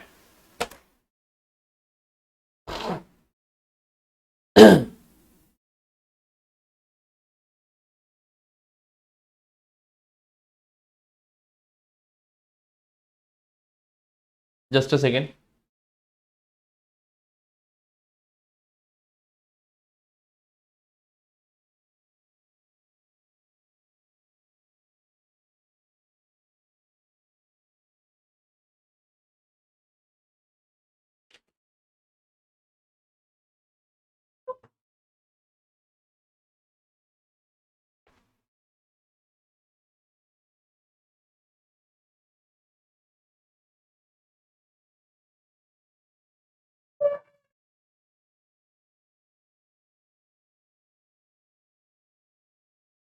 हाँ जी, तो उस केस में हमें कभी कभार ये कैपिटल रेशियो निकालना पड़ सकता है। उस केस में हमें कभी कभार कैपिटल रेशियो निकालना पड़ सकता है। तो how to calculate this capital ratio. When capitals are fixed profit will be shared in the ratio of given capital. बात खत्म। फिक्स कैपिटल मेथड है तो कोई दिक्कत नहीं है, जो कैपिटल का रेशियो वो बदलेगा नहीं, हमेशा सेम ही रहेगा। But if capitals are fluctuating तो हर रोज बैलेंस चेंज होता जाएगा, विड्रॉल के बाद, इंट्रोडक्शन के बाद कैपिटल का बैलेंस चेंज होता जाएगा। एंड उस केस में हमें एक नया रेशियो डिटरमाइन करना पड़ेगा on the basis of time of weighted average method. और ये कैसे निकालना है ये आपको एग्जांपल से ही समझना है बच्चों। ठीक है, तो यहाँ पे एग्जांपल मैंने लिखा हुआ है, देख लेते हैं। ए एंड बी एक पार्टनरशिप फर्म बनाते हैं, कैपिटल कंट्रीब्यूशन 50,000 है, 30,000 है, 1 तारीख को, 1 जनवरी 16 को। लेकिन उसके बाद कैपिटल में ये चेंजेस हुए। देखो, कैपिटल इंट्रोड्यूस्ड है ए का, बी का, कैपिटल विड्रॉन है ए का, बी का। कैपिटल 1 तारीख को, 1 जनवरी को ए का कितना था, 50,000। ठीक है, फिर 5,000 रुपए उसने और इंट्रोड्यूस किया, तो ये हो गया 55,000 रुपए। अब यहां पे देखो विड्रॉवल किया 3,000 रुपए, तो यहां पे कैपिटल हो जाता है उसका 55 माइनस 3 यानी 52,000 हो जाता है बच्चों। ठीक है, उसके बाद फिर से ए ने 5,500 रुपए लाए फर्म में, तो 52,000 प्लस 5,500। मैं सिर्फ ए का कैलकुलेशन दिखाऊंगा बच्चों। 52,000 प्लस 5,500, तो इस बार कैपिटल का बैलेंस हो गया 57,500। और उसके बाद फिर से ए ने विड्रॉ किए यहाँ पे 4,500, तो 57,500 में से 4,500 चले गए, तो बैलेंस हो गया 1 नवंबर को 53,000। अब ये बैलेंस कितने दिनों के लिए आउटस्टैंडिंग है, उन मंथ से सिर्फ आपको मल्टीप्लाई करना है। जैसे कि 50,000 कितने महीनों के लिए आउटस्टैंडिंग था, 1 जनवरी से 50,000 31 मार्च तक बैलेंस था 50,000 रुपए का। 31 मार्च को वो 55,000 हो गया। तो बेटा जनवरी, फरवरी एंड मार्च, इसको 3 महीने से मल्टीप्लाई करेंगे। ठीक है, फिर अगला बैलेंस 55,000 कितने महीनों के लिए आउटस्टैंडिंग है, 55,000 यहां से 31 मार्च से 1 जुलाई तक आउटस्टैंडिंग है, बराबर है ना। 1 जुलाई को 3,000 रुपए विड्रॉ हो गए, तो 31 मार्च से 1 जुलाई तक यानी अप्रैल, मई, जून, अगले 3 महीनों के लिए ये बैलेंस आउटस्टैंडिंग है। तो 55,000 को 3 से मल्टीप्लाई करेंगे। फिर 52,000 1 जुलाई से 1 सितंबर तक के आउटस्टैंडिंग है, तो जुलाई पूरा, अगस्त पूरा, यानी ये 2 महीने के लिए आउटस्टैंडिंग है, तो इसको 2 से मल्टीप्लाई करेंगे, इसको 2 से मल्टीप्लाई करेंगे। ठीक है बच्चों, देन 57,500 1 सितंबर से 1 नवंबर तक आउटस्टैंडिंग है, यानी सितंबर, अक्टूबर 2 महीने के लिए आउटस्टैंडिंग है, तो 2 से मल्टीप्लाई करेंगे। एंड ये 53,000 1 नवंबर एंड 31 दिसंबर, ऐसे 2 महीने के लिए आउटस्टैंडिंग है। तो बच्चों ये मल्टीप्लाई करने के बाद जो टोटल आएगा वो टोटल आपका ए का, ऐसे ही बी का कैलकुलेशन करोगे। यहां पे देखो बच्चों, यहां पे ध्यान दो, 50,000 को 3 महीने से मल्टीप्लाई किया, देन 55,000 को 3 महीने से, 52,000 को 2 महीने से, क्योंकि 2 महीने के लिए वो आउटस्टैंडिंग था, देन 57,500 को 2 महीने से एंड 53,000 को 2 महीने से। यहाँ पे टोटल लिया मल्टीप्लीकेशन करने के बाद प्रोडक्ट का, ये 640, और बी का ऐसा ही कैलकुलेशन करो, ये 4 लाख, ये यानी रेशियो हो गया 64:40, 8:5। This will be your capital ratio. This is how you have to calculate the capital ratio in case your capital is fluctuating। and अगर आपके क्वेश्चन में कैपिटल रेशियो यूज करने के लिए बोला है तो थोड़ा सा ट्रिकी कंसेप्ट है। मुझे लगता है कि इंस्टीट्यूट को कभी कभार ऐसे गूगलीज डालना अच्छा लगता है, तो आप इसको छोड़िएगा मत। ये एक ही क्वेश्चन है, ऐसा ही क्वेश्चन आएगा अगर एग्जाम में आता है तो। इसके ऊपर और एक क्वेश्चन हमने सॉल्व किया था। तो this is it all about unit number 1 my friends. Unit number 1 में जितने भी सारे कॉन्सेप्ट्स है वो मैंने इस पीडीएफ में इंक्लूड किए हुए हैं, और मुझे लगता है कि आप लोग ये क्वेश्चन बिल्कुल सॉल्व करो before going to the exam. Question number 5 मुझे इंपॉर्टेंट लगता है, 8 इंपॉर्टेंट लगता है, 7 इंपॉर्टेंट लगता है जो ऊपर भी बोला था मैंने, 9 इज ऑल्सो इंपॉर्टेंट एंड 11। तो ये 5 क्वेश्चन आपको कम से कम करने हैं, 1 2 3 4 5। ठीक है, तो ये पीडीएफ की कॉपी मैंने मेरे इस वीडियो के डिस्क्रिप्शन बॉक्स में लिख दी है, लिंक कर दी है, एज वेल एज मेरे टेलीग्राम ग्रुप पे भी शेयर कर दी है, तो आप जब चाहिए उसको रेफर कर सकते हो। ठीक है बच्चों, यस। तो यूनिट नंबर 1 इज ओवर। अब एक्चुअली 1 घंटा हो चुका है मेरे हिसाब से, बट चलो फिर भी हम यूनिट नंबर 2 खत्म करेंगे एज प्लान। हम कल यूनिट नंबर 3 से शुरू करेंगे, 3 4 कल खत्म करेंगे। प्रोबेबली अगर होता है तो 5 नंबर का भी यूनिट हम कल ही खत्म कर देंगे। ठीक है, तो कल हम पार्टनरशिप अकाउंट्स खत्म कर देंगे। ठीक है, 2 लेक्चर्स लगेंगे मैंने बोला था, क्योंकि बहुत ही बड़ा चैप्टर है। आप लोगों को थोड़ी मेहनत करनी पड़ेगी इस चैप्टर के लिए, क्योंकि बेटा 10 से 12 मार्क्स और आसानी से मिलेंगे आपको ये मार्क्स। ठीक है, चलो अब बात करते हैं गुडविल की। बच्चों गुडविल मतलब क्या? गुडविल इज द वैल्यू और reputation of the firm. Goodwill is the value और reputation of the firm expressed in terms of rupees, and for expressing it in terms of rupees we have to connect the goodwill with the profit of the business. We have to connect the goodwill with the profits of the business. ठीक है, तो how to calculate goodwill is what we are going to see in unit number 2. I repeat my friends, unit number 2 में goodwill कैसे निकालना है, as well as accounting treatment of goodwill in case of partnership, admission, in case of retirement and in case of death आपको पढ़ाई गई है इस unit number 2 में। बट बच्चों मेरे नोट्स में आप लोग देखोगे तो अकाउंटिंग ट्रीटमेंट मैंने हर जगह पे कवर किया है। पार्टनरशिप का एडमिशन का टॉपिक है, तो एडमिशन के वक्त कैसे गुडविल का एडजस्टमेंट करना है हमने वहां पे डिस्कस किया है। रिटायरमेंट का रिटायरमेंट में डिस्कस किया है, डेथ का डेथ में डिस्कस किया है। तो इस चैप्टर में सिर्फ हम वैल्यूएशन ऑफ गुडविल सीखेंगे आज। ठीक है, तो बच्चों गुडविल वैल्यू करने की जरूरत कब पड़ती है? जब कभी भी आपके पार्टनरशिप का कॉन्स्टिट्यूशन चेंज होता है, डीड चेंज होती है, तभी आपको गुडविल वैल्यू करने की जरूरत पड़ेगी। जैसे कि change in profit sharing ratio, profit sharing ratio बदल जाता है, गुडविल की बात निकलेगी, क्योंकि अब नए रेशियो से प्रॉफिट शेयर होगा तो किसी ना किसी को नुकसान होगा। वो बोलेगा कि मैंने आज तक इतनी मेहनत की है, उसका पैसा आप लोगों को मिल रहा है, तो बेटा यहां पे गुडविल का एडजस्टमेंट करने के चांसेस है। Then admission of a partner के केस में भी ऐसा ही होता है, गुडविल का एडजस्टमेंट करना पड़ता है। Retirement of a partner and dissolution, retirement और death as well as last है डिसोल्यूशन। डिसोल्यूशन आपके सिलेबस में नहीं है, बट डिसोल्यूशन के वक्त भी गुडविल आपको निकालना पड़ेगा। How to calculate the goodwill, बच्चों ये हमेशा याद रखना है बच्चों, सीए फाइनल तक आपको ये लगता है। तो गुडविल वैल्यूएशन के 3 तरीके हैं। गुडविल आप एवरेज प्रॉफिट के साथ लिंक कर सकते हो, नहीं तो सुपर प्रॉफिट के साथ लिंक कर सकते हो, लेकिन सुपर प्रॉफिट में भी 2 मेथड्स है। Without considering time value of money, जिसको हम number of years purchase method बोलते हैं, and by considering time value of money, जिसको हम एन्युटी मेथड बोलते हैं, and last method is capitalization method. ठीक है, अब एवरेज प्रॉफिट मेथड में हमें कौन से पॉइंट्स ध्यान में रखने हैं? यहां पे ये 4-5 पॉइंट्स आपको किसी भी हालत में याद रखने हैं, मतलब रखने हैं। ठीक है, एवरेज प्रॉफिट में गुडविल कैसे निकालते देखते हैं। एवरेज प्रॉफिट में goodwill is equal to average profit लेना है into number of years purchase करना है। एवरेज प्रॉफिट लेना है into number of years purchase करना है। Where average profit is equal to, average profit कैसे निकाला जाता है? Average profit is equal to total profit for the year divided by number of years. Total profit for the year divided by number of years. The profit taken into consideration is adjusted with, अब ये जो average profit निकाल रहे हो ना, ये निकालते समय आप लोगों को उसमें एडजस्टमेंट करने हैं। कुछ एबनॉर्मल आइटम्स है तो वो आपको एडजस्ट करने हैं। मान लो कोई लॉस आपने रिकॉर्ड किया है एबनॉर्मल, ठीक है, तो वो आपको एड बैक करके लेना है। किसी भी प्रकार का एबनॉर्मल, यानी एवरेज ट्रेडिंग प्रॉफिट लेने हैं हमें, एवरेज ट्रेडिंग प्रॉफिट्स लेने हैं। Do you understand this my friends? कोई भी एबनॉर्मल इनकम या एबनॉर्मल एक्सपेंस, एबनॉर्मल यानी कभी कभार होने वाला इनकम, आपको क्वेश्चन में बताया जाएगा कि लॉस बाय फायर से इतने पैसे मिले जो हमारे प्रॉफिट में इंक्लूडेड है, बेटा आप एक्सक्लूड कर दो सारे एबनॉर्मल लॉसेस, सारे एबनॉर्मल गेन्स। ठीक है, कोई भी returns on non trade investment, यानी किसी दूसरे बिजनेस में पैसे लगा के आपको इंटरेस्ट वगैरह मिल रहा है, डिविडेंड मिल रहा है, तो वो भी मत लो। अपने बिजनेस से कितना प्रॉफिट कमाया जा रहा है वो ले लो बच्चों। ठीक है, कोई एरर हुआ है तो वो भी सुधारो। तो ये सारे एडजस्टमेंट करके प्रॉफिट लेना है। ठीक है, for averaging the past profit either simple average is to be used, नहीं तो वेटेड एवरेज भी ले सकते हो डिपेंडिंग अपॉन द सर्कमस्टेंसेस। बच्चों बताओ सिंपल एवरेज कब लोगे एंड वेटेड एवरेज कब लोगे? ठीक है, बताना है बच्चों आपको। वेटेड एवरेज कब लोगे, बस उतना बता दो, वेटेड एवरेज कब लोगे? वेटेड एवरेज कब लोगे?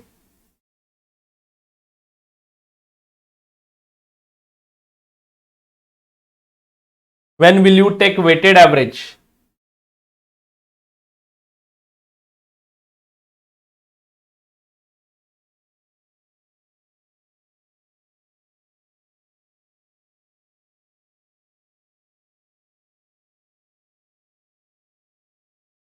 अगर आपके प्रॉफिट्स में ट्रेंड दिख रहा है, इंक्रीजिंग इंक्रीजिंग ट्रेंड दिखे या डिक्रीजिंग ट्रेंड दिखे, अगर आपके प्रॉफिट में ट्रेंड दिख रहा है तो आप वेटेड एवरेज ले लो, यानी 10,000, 12,000, 15,000, 18,000 ऐसा ट्रेंड दिख रहा है, बढ़ता ही जा रहा है प्रॉफिट, नहीं तो घटता ही जा रहा है तो भी करना है।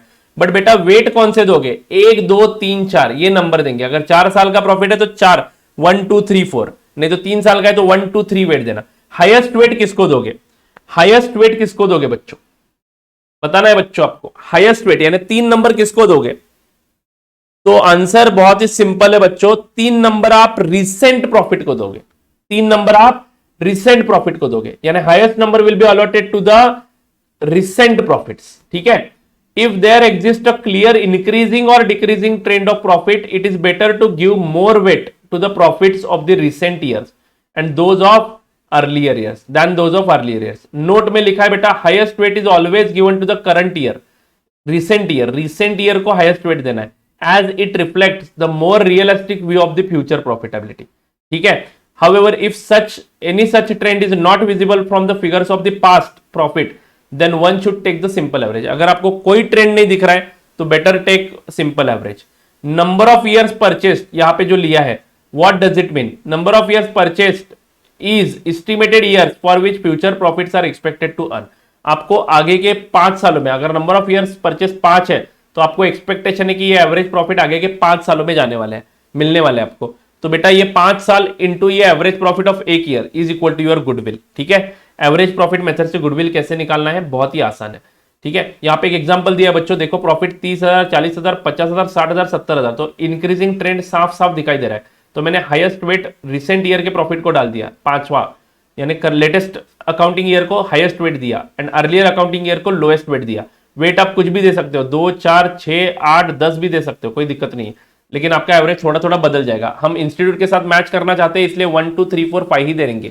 ठीक है, तो ये वेट देंगे, उसके बाद वेटेड प्रॉफिट निकालेंगे, weighted profit divided by summation of weight, यानी 8,50,000 डिवाइडेड बाय 15, ये मिला आपको average profit. And number of years purchase given in question is 5 years है क्या? देखना है। Number of years purchase is 3 years, यहाँ पे लिखा है 3 ईयर्स। ठीक है, goodwill is valued as 56,667 into 3 years, तो 1,70,000 रुपए का गुडविल आ जाएगा। बट मान लो आपके क्वेश्चन में ये इंक्रीजिंग ट्रेंड नहीं दिखाई दे रहा है, तो आप लोग सिंपली इसका टोटल ले लो, डिवाइडेड बाय 5 करो, सिंपल एवरेज ले लो। ठीक है, this is how you are going to calculate the goodwill under average profit method.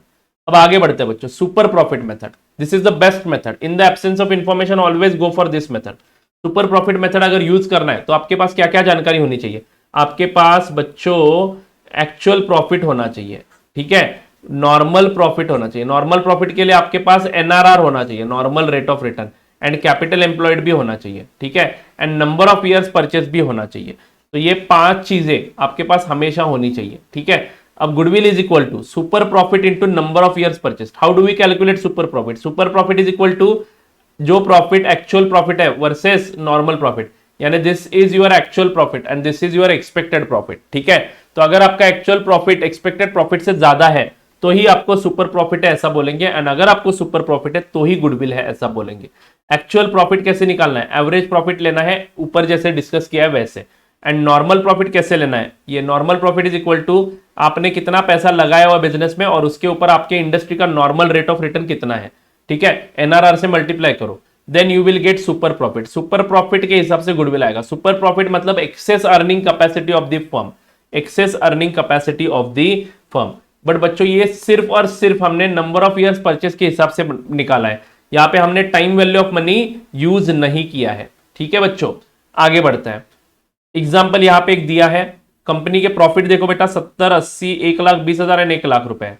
इसका हम एवरेज निकालेंगे एंड कंपनी ने 4,50,000 इन्वेस्ट किए हैं, नॉर्मल रेट ऑफ रिटर्न 15% है, तो 4,50,000 पे 15% हमें मिलना चाहिए। 4,50,000 पे 15% हमें मिलना चाहिए, तो 67,500 का प्रॉफिट हमें होना चाहिए। लेकिन हम अगर एवरेज देखते हैं तो हमारा एवरेज प्रॉफिट है 92,500, सिंपल एवरेज निकाला है हमने, तो 92,500 माइनस 67,500 यानी 25,000 का सुपर प्रॉफिट हुआ। And number of years purchase अगर 3 साल है तो 75,000 रुपए का हमारा क्या हो जाएगा बच्चों, गुडविल हो जाएगा। बट यहाँ पे हमने टाइम वैल्यू यानी अगले 3 साल तक 25-25 मिलने वाले हैं, इस साल के एंड में 25, अगले साल के एंड में 25 और उसके अगले साल के एंड में 25 मिलने वाले हैं। तो हम इसको अगर प्रेजेंट वैल्यू में कन्वर्ट करना चाहते हैं तो हम सिंपली 25,000, एन्युटी मेथड का फॉर्मूला बता रहा हूं, एन्युटी मेथड में goodwill is equal to super profit लेना है यानी 25,000 लेना है and PV annuity factor of whatever percentage given for years से मल्टीप्लाई करना है पीवी एन्युटी फैक्टर से, ठीक है। तो सुपर प्रॉफिट एन्युटी मेथड में हमें करना क्या है, goodwill is equal to present value of super profit to be received in future years for number of years purchase. तो goodwill is equal to formula बना super profit into PVF rate into years, ठीक है बच्चों। हमारे पिछले method का drawback क्या था, वहां पे time value of money consider नहीं किया था, लेकिन इस मेथड में हम टाइम वैल्यू ऑफ मनी भी कंसिडर करेंगे। यानी 25,000 अगर 3 साल में मिल रहा है तो उसकी प्रेजेंट वैल्यू आज की निकालेंगे, ठीक है। तो हमारा एक एग्जांपल हम यहाँ पे लेते हैं, एनुअल मेंटेनेबल प्रॉफिट 65,000 है, कैपिटल एम्प्लॉयड 4 लाख है, नॉर्मल रेट ऑफ रिटर्न 12% है। तो बेटा 4 लाख पे 12% हमें कमाना चाहिए, यानी 48,000 कमाना चाहिए, बट हम 65,000 कमा रहे हैं। इसका मतलब हमारे पास सुपर प्रॉफिट 17,000 का है। एंड अगर प्रेजेंट वैल्यू ऑफ 5 ईयर्स यानी नंबर ऑफ ईयर्स परचेस 5 साल है, 1 रुपए की प्रेजेंट वैल्यू 3.604776 है 5 साल की, तो हम इससे डायरेक्टली मल्टीप्लाई करेंगे सुपर प्रॉफिट को। Super profit into this factor is equal to your goodwill under which method, annuity method. तो गुडविल आ जाता है 61,281, ठीक है। आगे बढ़ते हैं बच्चों। अब कैपिटलाइजेशन बेसिस एक अलग मेथड है, जहां पे आपको नंबर ऑफ ईयर मेथड कहां पे यूज करना है, जहां पे नंबर ऑफ ईयर्स परचेस्ड, ध्यान रखना है बच्चों, number of years purchased, number of years purchased available नहीं है तो ये मेथड यूज करना है, ठीक है। गुडविल निकालेंगे कैसे, कैपिटलाइज वैल्यू ऑफ बिजनेस लेंगे minus actual capital employed. Capitalize value मतलब इतना पैसा इन्वेस्ट करना चाहिए था इतना प्रॉफिट कमाने के लिए, तो हमने जो एक्चुअल में प्रॉफिट कमाया है डिवाइडेड बाय एनआरआर। मान लो एनआरआर यानी 10% है, यानी इसका मतलब है 100 रुपए इन्वेस्ट करता हूं तो 10 रुपए कमा सकते हैं हम लोग, नॉर्मली 10 रुपए कमा सकते हैं। मान लो हमने कमाया है 20,000 रुपए, तो बेटा 20,000 रुपए अगर कमाया है तो इन्वेस्ट कितना करना चाहिए था, ये है कैपिटलाइज वैल्यू ऑफ बिजनेस। तो 20,000 divided by 10% is capitalize value of business, यानी 2 लाख रुपए इन्वेस्ट होने चाहिए थे। बट बच्चों एक्चुअली मान लो मैंने 1 लाख ही इन्वेस्ट किया है, तो आप लोग बहुत अच्छे हो बिजनेस में, 1 लाख से काम चला रहे हो, जो 2 लाख रुपए इन्वेस्ट करके कमाया जा सकता है वो आप 1 लाख में ही कमा रहे हो, मतलब आपके फर्म को 1 लाख रुपए का गुडविल है, 2 लाख माइनस 1 लाख, ठीक है। Capitalize value is also known as normal capital, यहाँ पे आप कैपिटलाइज वैल्यू की जगह नॉर्मल कैपिटल लिखोगे तो भी चलेगा। Method to be use when told और when number of years purchased is not available, ठीक है। तो यहाँ पे एक एग्जांपल दिया है, उसको सॉल्व करते हैं। मान लो बेटा पार्टनरशिप फर्म का कैपिटल एम्प्लॉयड 1 लाख रुपए है, ठीक है, एवरेज प्रॉफिट 20,000 है, नॉर्मल रेट ऑफ रिटर्न 15% है। तो बेटा 20,000 रुपए हम कमा रहे हैं और अगर 15% एनआरआर है तो कितना कैपिटल इन्वेस्ट होना चाहिए था, 20,000 डिवाइड बाय 15%, तो बच्चों 1,33,333 इन्वेस्ट होना चाहिए था। बट हमने तो इन्वेस्ट किया है सिर्फ 1 लाख, यानी यहां पे हमें 33,333 का गुडविल है, ठीक है बच्चों। This is how you are going to calculate goodwill under capitalization method, ठीक है। आगे बढ़ते हैं। अब हम अकाउंटिंग स्टैंडर्ड के प्रोविजंस देखते हैं कि बुक्स ऑफ अकाउंट्स में गुडविल दिखाना है कि नहीं दिखाना है। तो गुडविल बच्चों 2 प्रकार का होता है, एक सेल्फ जनरेटेड गुडविल एंड एक परचेस गुडविल। परचेस गुडविल यानी आपको पैसे पे करने पड़ रहे हैं गुडविल खरीदने के लिए, but self generated goodwill is the goodwill which we calculate in admission, retirement, death. हम खुद ही बना रहे हैं ना इस कंसेप्ट को, यहाँ पे कोई पैसा पे नहीं कर रहा है। हाँ ऑफकोर्स नया पार्टनर पैसे लेके आएगा, उसकी बात नहीं हो रही है, उसके लिए वो परचेस गुडविल हुआ उस पार्टनर के लिए, ठीक है। बट बच्चों फर्म के लिए कभी भी ये गुडविल जो है ना अभी हम पार्टनरशिप में यूज करने वाले हैं वो सेल्फ जनरेटेड गुडविल ही बोलेंगे। एंड सेल्फ जनरेटेड गुडविल हम अकाउंट्स में कभी रिकॉर्ड नहीं करते हैं, उसको सिर्फ रेज करके राइट ऑफ करते हैं। तो इसके बारे में और चर्चा करेंगे हम लोग एडमिशन, रिटायरमेंट एंड डेथ में। बट AS 26 के अनुसार self generated goodwill is never to be recorded in the books of accounts, it is to be written off from the books of accounts after your purpose is served. ठीक है, fine. मेरे हिसाब से ये questions आपको करने जरूरी है इस चैप्टर में। Question number 2, question number 4 and question number 5, ये 3 क्वेश्चंस। ये क्वेश्चन नंबर 5 में आपको बेटा 4 साल का प्रॉफिट दिया है, लेकिन गुडविल निकालने के लिए सिर्फ 3 साल का यूज करने के लिए बोला है। मैंने आई थिंक मॉक टेस्ट में भी ये क्वेश्चन डाला था, बच्चों को क्वेश्चन क्वेरी हो रही थी कि सर ये क्वेश्चन तो कहीं गलत नहीं है ना, तो क्वेश्चन नंबर 5 बिल्कुल कर लेना है आपको। तो ये 2, 4 एंड 5 यूनिट नंबर 2 के क्वेश्चन नंबर 2, 4 एंड 5 आपको किसी भी हालत में रिवाइज करना है। ठीक है, तो यस, दिस इज इट बच्चों। आज का ये सेशन यहां पे मैं समाप्त करना चाहूंगा। Unit number 2 valuation of goodwill is done. अब हम कल से एडमिशन, रिटायरमेंट एंड डेथ की तैयारी करेंगे। ठीक है, मुझे लगता है कि कल तीनों यूनिट में खत्म कर दूंगा और हमारा पार्टनरशिप का ये चैप्टर कल खत्म हो जाएगा। ठीक है, फिर बचा हमारा एनपीओ एंड कंपनी अकाउंट्स, पहले वो खत्म कर लेते हैं और उसके बाद मॉड्यूल 1 के कुछ बचे कुछ चैप्टर्स है वो भी खत्म कर देते हैं। ठीक है, तो बच्चों कोई डाउट है क्या अभी तक के इस सेशन में? अगर है तो मुझे बताइएगा। बच्चों मोटिवेशन रखना है हमें पढ़ाई करते समय। ठीक है, कंसिस्टेंसी रखनी है, रोज पढ़ाई करनी है। मुझे पता है कि आप थक गए हो, बट थकना नहीं है। पढ़ाई बहुत अच्छे से करनी है, पॉजिटिव माइंडसेट से करनी है। आपने इतनी मेहनत की है बच्चों, इतने 4-4, 5-5 महीने अपने क्लास किए हैं, उसके बाद आप इतने घर में जाके पढ़ाई कर रहे हो, मॉक टेस्ट दिए हैं, ये सब पढ़ाई पे, इस सब मेहनत पे पानी मत फेरना। अगर आप निगेटिव बन जाते हो तो निगेटिव बनने की जरूरत नहीं है। किसी को भी कुछ भी प्रकार का प्रॉब्लम है तो हमें कॉल करिए, हम लोग आपके साथ बात करने के लिए रेडी है। कॉल करना है बच्चों, कॉल करना है। ठीक है, ठीक है, चलो विद दिस चलो हम बाय बाय बोलते हैं, मिलते हैं कल। मोस्टली इवनिंग के टाइम पे ही मैं मैसेज कर दूंगा, टेंटेटिव टाइमिंग रहेगा 8 या फिर 9 बजे भी ले सकता हूं मैं आपको, मैं उसके बारे में थोड़ा सा पहले इन्फॉर्म कर दूंगा। ठीक है, बट मोस्टली 8 बजे के बाद ही मेरा लाइव सेशन रहेगा। ठीक है, कल हम पार्टनरशिप अकाउंट्स के बचे हुए यूनिट्स करेंगे। ठीक है, तो चलो tata bye bye, see you, मिलते हैं कल के लेक्चर में। Till then good night.